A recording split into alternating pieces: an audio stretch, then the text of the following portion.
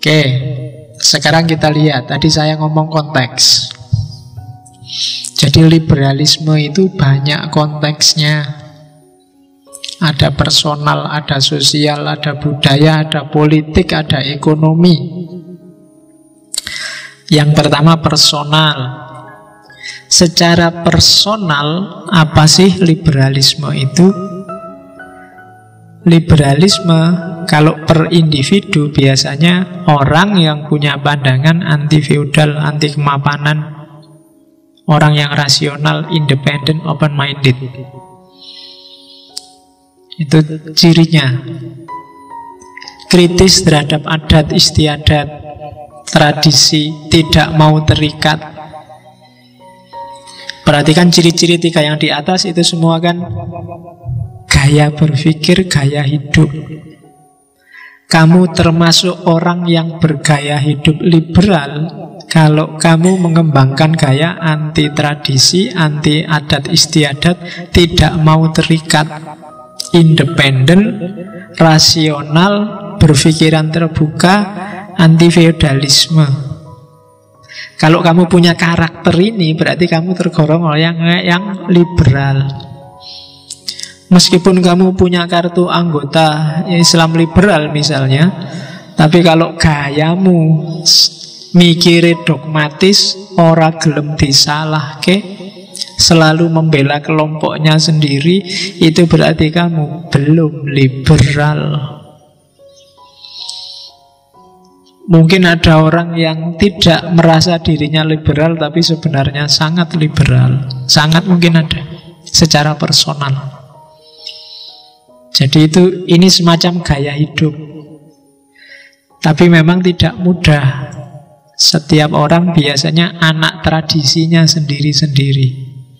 Hanya pemberani yang berani mengkritik tradisi yang dia anggap tidak pas. Biasanya setiap orang itu membela, nyarikan dalil, nyarikan dasar bahwa tradisi yang dia ikuti selama ini benar, di level apapun. Jadi tidak gampang loh kamu jadi orang liberal itu. Maka jangan gaya merasa dirimu liberal. Saya itu liberal Pak Akang. Liberal apa? Kalau sekedar sakar PDW itu belum liberal. Wong saya kalau ke kampus pakai sandal loh Pak. Wah, nggak ada hubungan kampus pakai sandal dengan liberalisme. Loh saya rambutku gondrong loh Pak. Apa mana rambut gondrong? Oke, jinnya sobek-sobek Pak, tidak ada hubungannya. Oke, jadi secara person karakter dasarnya adalah kritis, anti feudalisme, rasional, independen, dan open minded. Terus, kalau politik, liberalisme secara politik itu berarti sistem politik yang anti sentralisasi, anti absolutisme kekuasaan. Ya, makanya dari revolusi Perancis tadi kan dari sistem monarki kerajaan yang sentralistik, absolut, jadi sistem republik. Nah, itu kan perkembangan luar biasa. Jadi konteks politik cirinya itu anti sentralisasi politik dan absolutisme kekuasaan. Terus ciri kedua biasanya mencurigai segala bentuk kekuasaan yang cenderung menindas.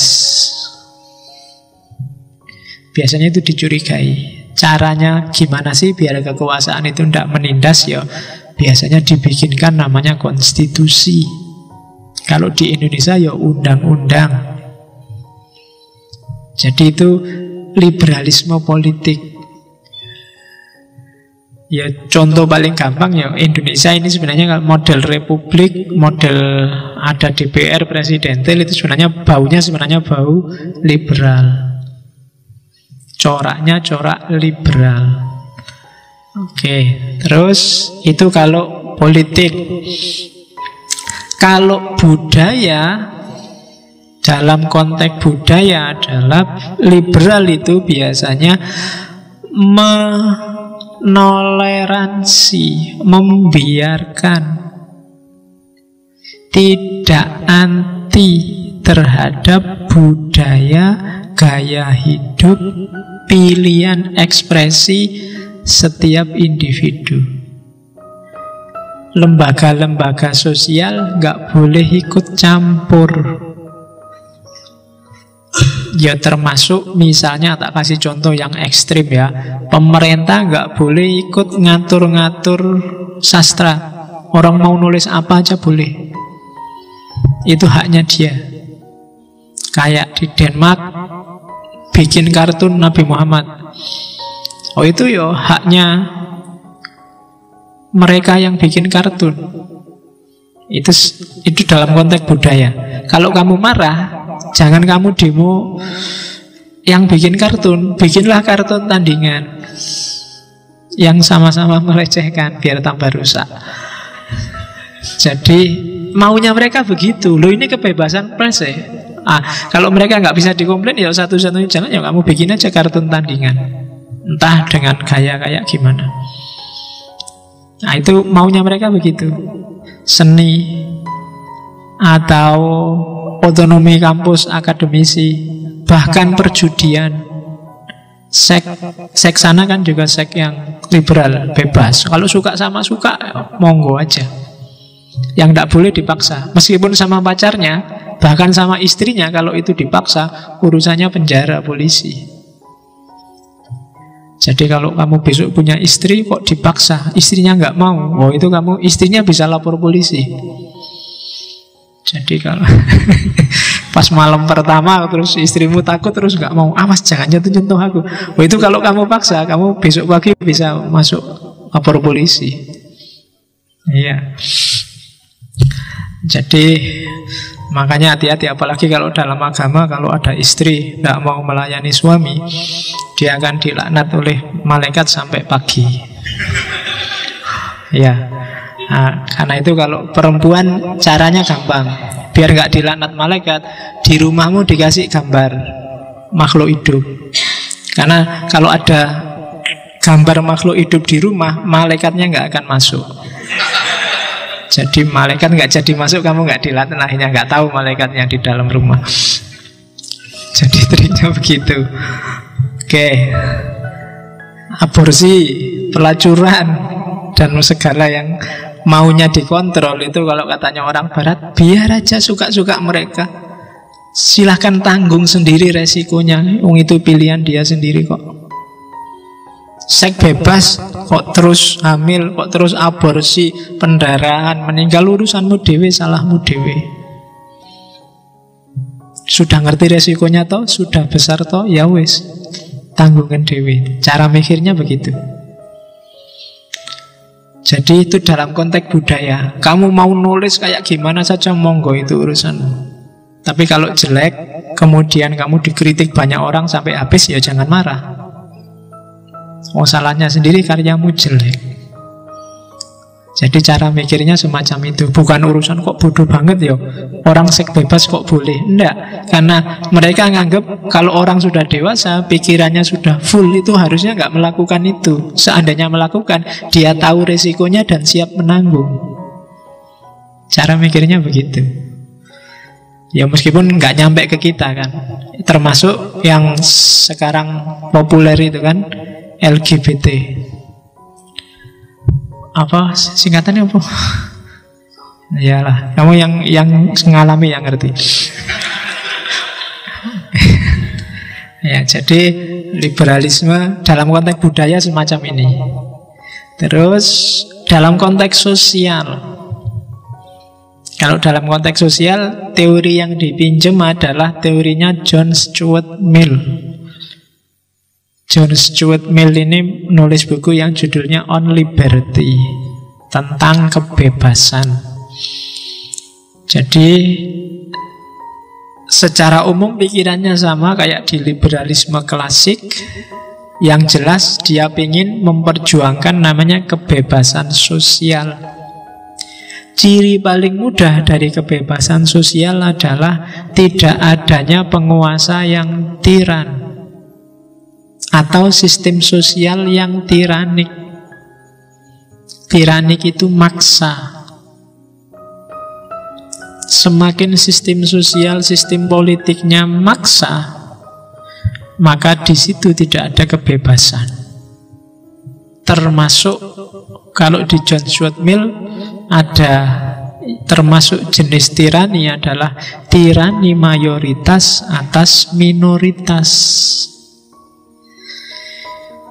Yang tertarik bikin tesis apa skripsi misalnya tentang perilaku Islam yang mayoritas di Indonesia, boleh kamu pakai kerangka teorinya John Stuart Mill. Apa sih yang dimaksud tirani mayoritas atas minoritas? Kira-kira kalau Islam Indonesia yang mayoritas ini sudah tiran apa belum? Carilah teori itu di bukunya John Stuart Mill. Buku lama, tahun 1800. Bisa kamu download gratis di internet, bahasa Inggris. Yalah, hanya bisa dibaca yang TOEFL-nya 450 ke atas, karena bahasa Inggris lama itu beda dengan bahasa Inggris baru.